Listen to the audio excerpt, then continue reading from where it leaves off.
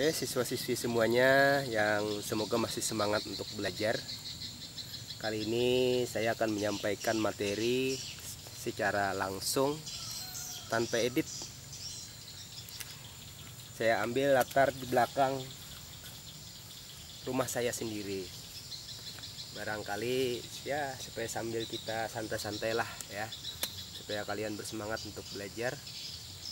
Kali ini saya akan melanjutkan materi pelajaran kita tentang teks laporan hasil percobaan. Kemarin sudah kita bahas tentang ciri-ciri laporan sebuah teks percobaan atau laporan hasil eksperimen. Yang kemarin sudah terakhir saya sampaikan tentang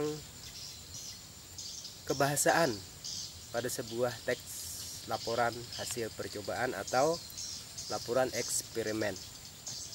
Sudah disebutkan kemarin ada beberapa kebahasaan yang bisa digunakan dalam membuat sebuah laporan hasil eksperimen.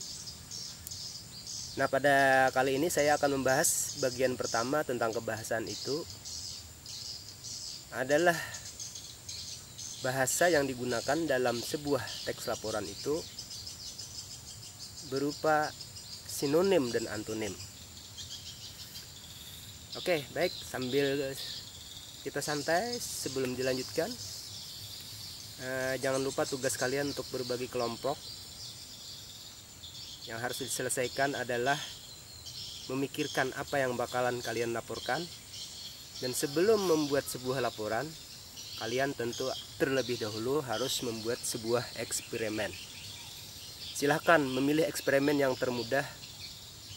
Boleh eksperimen dalam bentuk percobaan kimia atau eksperimen dalam bentuk keterampilan-keterampilan kerja, memasak dan lain-lain, ataupun eksperimen dalam bentuk teknologi, sains dan teknologi, misalnya listrik dari buah apel, listrik dari buah jeruk.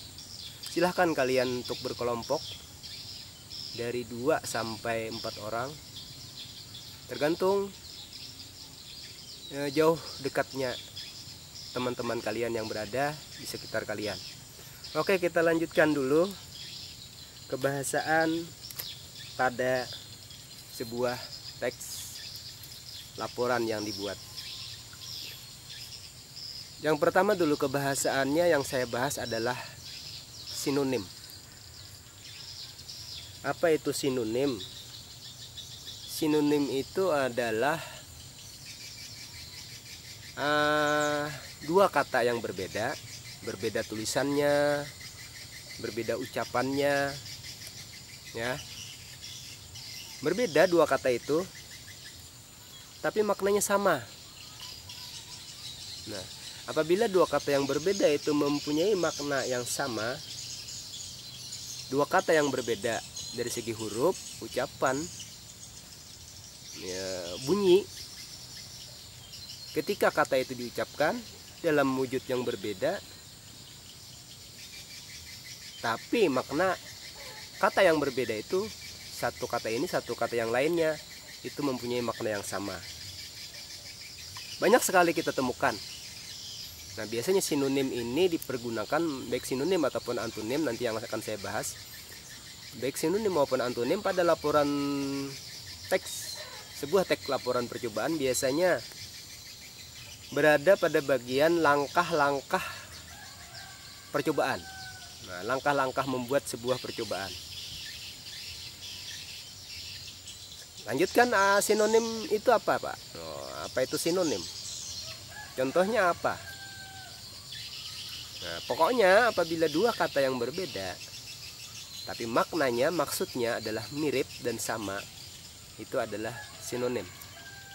Saya akan contohkan satu atau beberapa saja. Kalian nanti wajib untuk menuliskannya di catatan harian, ya, di ujung silabus yang kalian catat. Untuk yang hari ini, catatkan contoh-contoh yang lain, pasangan-pasangan sinonim. Sekarang misalnya saya sebut kata perempuan. Nah, ada kata perempuan. Ada lagi kata wanita. Perempuan dengan wanita itu mempunyai huruf yang berbeda, ucapan yang berbeda, kemudian juga katanya jelas berbeda. Kata-katanya berbeda antara perempuan dengan wanita, tapi orangnya sama. Perempuan adalah orang manusia yang mempunyai jenis kelamin perempuan. Wanita sama adalah manusia atau orang yang mempunyai jenis kelamin perempuan ya. Nah, kalian sudah tahu perempuan itu seperti apa dan wanita itu seperti apa. Tapi antara kata perempuan dengan kata wanita maknanya adalah sama. Hanya saja akan berbeda nanti ketika dalam penggunaan atau pemilihan kata-kata pada satu tulisan-tulisan tertentu. Oke, contoh yang lain. Nah, bagi yang perempuan tentu sering memasak. Ada kata memasak, ada kata menanak. Memasak nasi, menanak nasi. Antara kata menanak dengan memasak itu tulisannya beda, ucapannya juga beda, tapi maknanya sama. Walaupun pada saat-saat tertentu diksi atau pilihan kata yang dipakai bisa lebih baik memilih kata menanak, bisa juga lebih baik memilih kata memasak. Tergantung pada diksi atau pilihan orang-orang dalam menggunakan dalam sebuah kalimat, tapi maknanya sama. Nah, itu adalah contoh kedua dari sebuah bahasa sinonim. Bahasa dalam istilah sinonim ya. Oke, mau contoh yang lain? Saya kira tidak perlu contoh yang lain ya, cukup itu saja sudah bisa menggambarkan bahwa sinonim itu adalah dua kata yang berbeda, tapi makna yang dimaksud, benda yang dimaksud, wujud yang dimaksud adalah sama. Pekerjaan yang dimaksud adalah sama, kata-katanya berbeda. Oke, nah kan, nih saya begini, nah kan itu ada dua kata yang mungkin berbeda, tapi maksudnya akan sama. Maknanya akan sama, kata-katanya berbeda. Nah, saya tugaskan kalian untuk saat ini tuliskan di kolom resume apa yang dimaksud dengan sinonim itu. Contohnya sebutkan 5. Oke? Ya. Di resume tuliskan, di resume pertama tuliskan pengertian dari sinonim itu apa, dan contohnya buatkan 5 pasang. Oke, 5 pasang. Saya tadi sudah mencontohkan 2 pasang. Apa tadi saya contohkan ya? Saya lupa. Nah, contohnya tadi kan perempuan ya. Perempuan dengan wanita pasangannya. Kemudian memasak dengan menanak, menggoreng. Kan sinonim itu bisa lebih dari 2 ya, bisa lebih dari 2, bisa juga 3 pasang, 3 pasangannya bisa 4, bisa 5. Mungkin makna sesuatu hanya satu makna, tapi kata-katanya akan banyak. Artinya sinonimnya banyak. Oke, sudah ya. Sinonim. Nah, itu sudah, kalian silahkan resume, tulis resumannya di bukti kehadiran. Nah, kita punya bukti kehadiran karena kita belajar secara online, daring. Belajar daring. Sama aja kan? Oke. Dah, kita lanjutkan yang kedua. Nah, kan saya sebut kebahasannya ada sinonim dan antonim. Yang kedua, selain sinonim adalah antonim. Sekarang apa itu antonim? Ya. Ini saudaranya sinonim, bersaudara ya. Bersaudara itu belum tentu sama. Nah, tapi satu ayah satu ibu, bisa satu ayah saja, bisa satu ibu saja ya. Artinya dua kata yang berbeda. Kalau yang tadi dua kata yang berbeda kan, beda ucapan, beda bunyi. Ini juga dua kata yang berbeda. Baik ucapannya beda, katanya berbeda, vokalnya berbeda, hurufnya berbeda. Dua kata yang berbeda, pasangan itu berbeda. Nah kalau sinonim tadi kan sama. Sekarang antonim. Nah kalau antonim itu dua kata, dua huruf yang berbeda, dua ucapan yang berbeda, tapi di antara dua itu mempunyai makna yang bertentangan. Nah jadi antonim itu maknanya bertentangan, kalau sinonim maknanya sama. Nah sekarang antonim